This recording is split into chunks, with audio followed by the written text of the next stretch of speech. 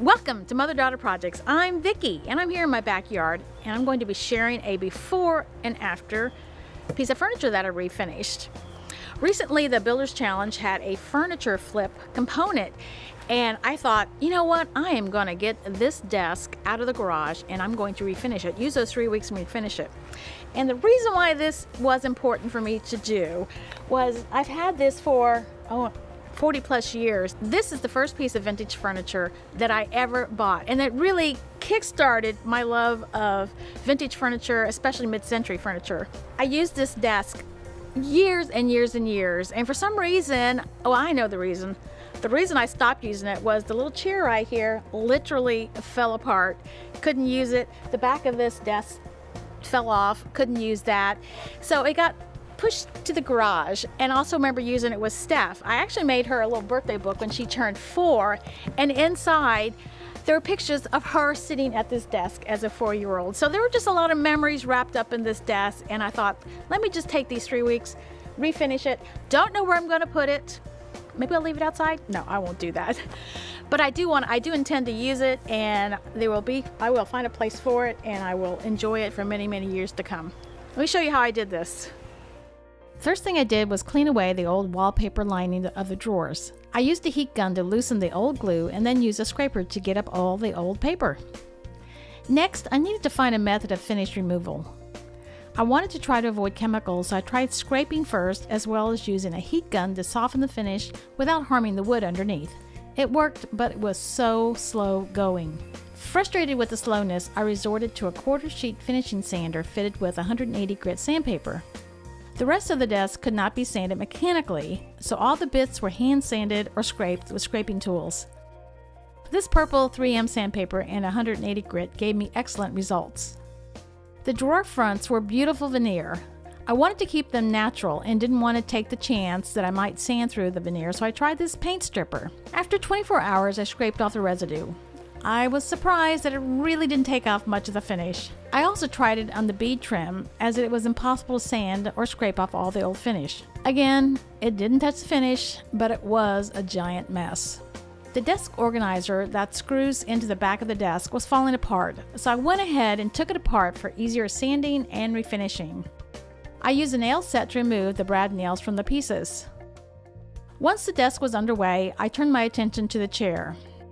I cleaned it up with crud cutter and then started the sanding process. Those are chair parts sitting on top of the seat. I had to completely take the seat support apart and re-glue it as everything was loose and wobbly. The seat needed to be reupholstered, but I first had to remove the old fabric. This thing was dirty and dusty, and I'm definitely wearing a dust mask to help for this step.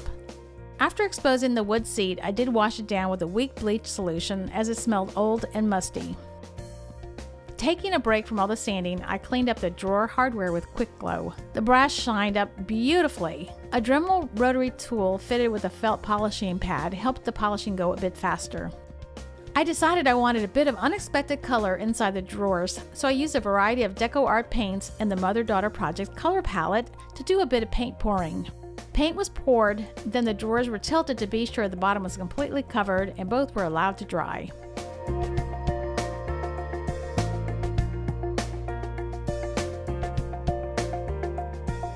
Back to the desk, which after hours of sanding, scraping, and ineffective paint remover was looking like this. Splotchy. I really wanted to keep the look of the natural wood. I used this pre-stain wood conditioner to see if it would help the stain to go on evenly. The wood conditioner simply wipes on prior to staining. Time to add color. I simply wiped it on and then wiped up the excess. This particular color and brand thankfully covered all those imperfections in the color of the wood. Onto the top of the desk, which I really wanted to look good. I decided to add just a bit of the stain color to the fronts of the drawers. I did end up sanding them very lightly with 400 grit sandpaper to finish cleaning them up. To protect the finish inside the drawers, each of them got a coating of epoxy and allowed to dry for 24 hours. Now they will be super easy to clean. Onto the chair. No amount of stain was going to salvage the wood on this, so a couple of coats of paint was needed. I'm using Rust-Oleum Vintage Teal spray paint in keeping with the age of the piece. To tie the color of the chair to the desk, I sprayed these parts of the desk organizer in the same color. This vintage piece of embroidery had been in my stash a very long time. I didn't do it, but I do appreciate the care and skill that went into making it. I added some vintage linen to the sides to make it wide enough to fit the seat bottom. I'm using my favorite Surebonder staple gun to attach the fabric to the wood chair bottom. Here I'm screwing the newly upholstered chair bottom to the chair through each of the corner blocks. We found it was going to be easier to screw the back of the organizer into place and then finish assembling it. Some expertly positioned brad nails and it was done. This took longer than expected as weather did not cooperate, keeping the stain from drying in a timely manner. Here we are applying the finish to the desk with an HVLP sprayer. I wasn't sure the finish would look good as it looked spotty, but once it was dry, it was just perfect. I wrapped those painted pieces in cling wrap as the finish I'm using is not compatible with latex painted pieces. And here it is, all done and ready for use again.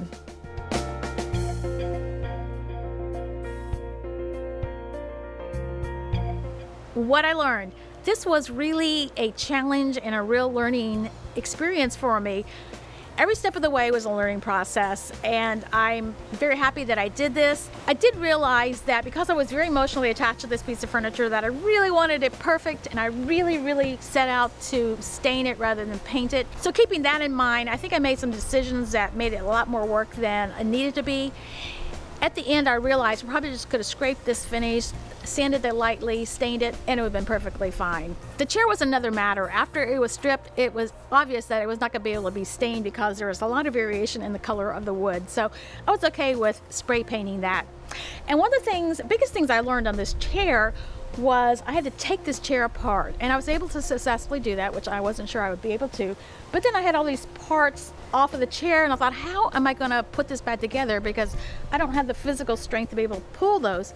And then I woke up one morning thinking, clamps, I can clamp this thing. So I actually used some very long clamps, put them on, put the glue in the joints, and just tightened it, and it went back together beautifully. So sometimes the simplest thing is the easiest thing. And that's actually one of my favorite things about this redo of this furniture, was being able to get that chair back together and use it again. And yes, Steph is behind the camera videotaping this, and she did help. She actually helped me to put this back on the desk, and also she helped me put the pieces together, because as you saw in the video, I had to take all of this apart. So thanks for joining us, and we'll see you next time. Bye.